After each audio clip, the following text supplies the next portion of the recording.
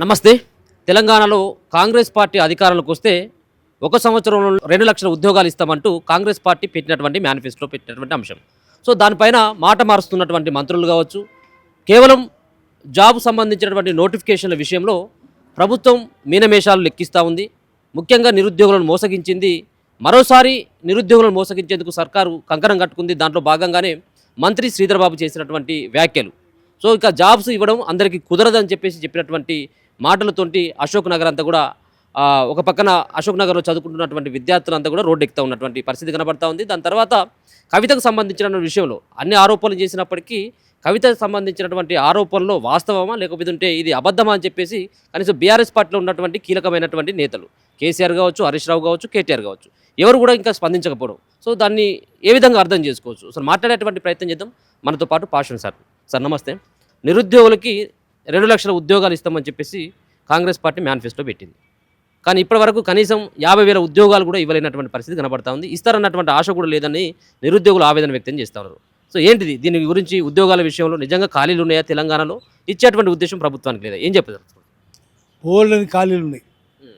2 లక్షలు కాదు, 4 లక్షలు. ఎందుకంటే ఇప్పుడు జనాభాలో 1% కూడా ఉద్యోగులు కాదు, ప్రభుత్వ ఉద్యోగులు. 4 కోట్ల జనాభాలో 4 లక్షలు కూడా లేరు. 3 లక్షల చిల్లర ఉన్నారు. నిజానికి 2% ఉండాలి, అంటే కనీసం 8 లక్షలు ఉండాలి. ఎందుకంటే పాఠశాలలో టీచర్లు లేరు, ఆసుపత్రుల్లో వైద్యులు లేరు, తక్కించే వాచ్మెన్లు కూడా లేరు. చాలా చోట్ల నక్కలు కుక్కల పాలవుతున్నాయి. ఇట్లా ఉంటే మరి ఎట్లా కాపలా ఎట్లా ఉంటుంది? వాళ్ళేమో రాజకీయ నాయకులు వాళ్ళ స్వార్థం వాళ్ళు చూసుకుంటున్నారు. కేసీఆర్ ఉన్నప్పుడు అయినంతే, అంతకుముందు కాంగ్రెస్ ఉన్నా, ఇప్పుడు కాంగ్రెస్ వచ్చినా అదే దుస్థితి ఉంది. ఉద్యోగాలు కనీసం 2 లక్షలు కాదు, 4 లక్షలు ఇవ్వాలి. కానీ దాన్ని పట్టించుకునే ప్రయత్నం చేయట్లేదు. మనం చూస్తున్నాం గవర్నమెంట్ హాస్పిటల్ ఉన్నాయి. గవర్నమెంట్ హాస్పిటల్ ఎటువంటి పరిస్థితి ఉందంటే రిటైర్ అయ్యే వాళ్ళు రిటైర్ అవుతున్నారు, డాక్టర్లు, ప్యాథాలజిస్టులు రిటైర్ అవుతున్నారు, పారామెడికల్ స్టాఫ్ రిటైర్ అవుతుంది. కొత్త వాళ్ళని అపాయింట్ చేస్తలేరు.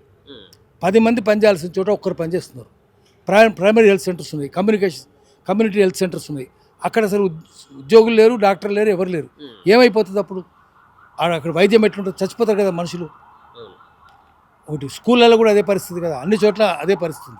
అందుకని వీళ్ళని పెంచాలి. విద్యా వైద్యం లాస్ట్ ప్రయారిటీ అయిపోయింది ప్రభుత్వానికి. ఆ ప్రభుత్వానికైనా ఈ ప్రభుత్వానికైనా. ఇంకొక మాట సార్, అంటే మొత్తం ఇప్పుడు పొలిటికల్ అంతా కూడా సమస్యల మీద తిరగట్లేదు, కవిత కన్నీళ్ళ మీదనే తిరుగుతూ ఉన్నది వ్యవహారం అంతా. పైసలు ఇచ్చి, మీడియా వాళ్ళకి పైసలు ఇచ్చి, లంచాలు ఇచ్చి, క్యాపిటల్ ఇచ్చి బుద్ధి లేదు వాళ్ళకు. ఎందుకు రా మీకు కవిత గురించి? ఎందుకు మీకు కవిత చెప్పేది, ఇంకోటి చెప్పేది, కేసీఆర్ చెప్పేది, అందరు కలిసే కదా కుస్తీ చేస్తుంది. అందరు కలిసే ఉన్నారు. కవిత, కేసీఆర్, రేవంత్ రెడ్డి కలిసే ఉన్నారు, చంద్రబాబు కలిసే ఉన్నాడు, బీజేపీలు అందరు కలిసే ఉన్నారు. మీడియా బుద్ధి లేదు వీళ్ళకు. మీడియా వాళ్ళని తన్నాలి పట్టుకొని, అప్పుడు బుద్ధి వస్తుంది. వాళ్ళని చూపించకండి, ప్రజల కష్టజీవులే చూపించండి. హాస్పిటల్ పోయి చూపించండి ఎంత కష్టపడుతున్నారు. వైద్యం దగ్గర పోయి చూపించండి. హాస్పిటల్లో పోతే ఎంత భయంకరంగా ఉంది. 22 ఏళ్ళ నుంచి 11,000 జీతాల వాళ్ళది. అసలు 5-6 నెలల నుంచి జీతాలు కూడా లేవు వాళ్ళకు.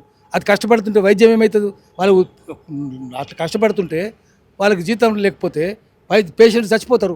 అది మీడియా వాళ్ళకి కనిపించదు. ఆ గుడ్ల గోబులారా మీరు అని మీడియా వాళ్ళని తన్నాలు పట్టుకొని. బుద్ధి లేదు. మెయిన్ స్ట్రీమ్ మీడియాను చెప్పుతో కొట్టాలి.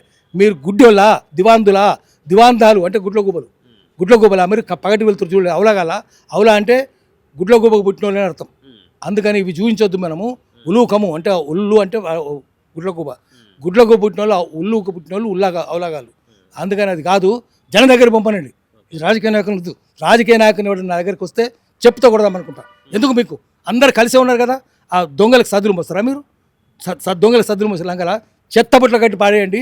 మీడియా వాడు వస్తే వాడిని కూడా చెప్పుతో కొట్టి పంపించేయండి. తెల్లారులైతే ఇవే వస్తాయి మెయిన్ స్ట్రీమ్ మీడియాలో, ఇవే మొత్తం అంతా కూడా ప్రచారం అంతా కూడా ఆయన వెనుక ఈయన ఉన్నాడు, ఈయన దొంగలంతా సద్దులు, దొంగలు వానికి వీరికి అమ్ముడు పోయిన తొత్తులు మనకెందుకు? చూపించండి. పేదోళ్ళని చూపించరా? ఎందుకు చూపించావు? హాస్పిటల్ పోతారా? వైద్యంలో ఎందుకు జోరు బేడుకోగలరు? ఆసుపత్రులు పోరు, విద్యకు పోరు, సమస్యలు ఉంటాయి. ఎంతమంది చచ్చిపోతారు? ఫుట్పాత్ మీద అడుకుంటారు కదా. ఎందుకు అడుకుంటున్నారు? చూపించాలి కదా.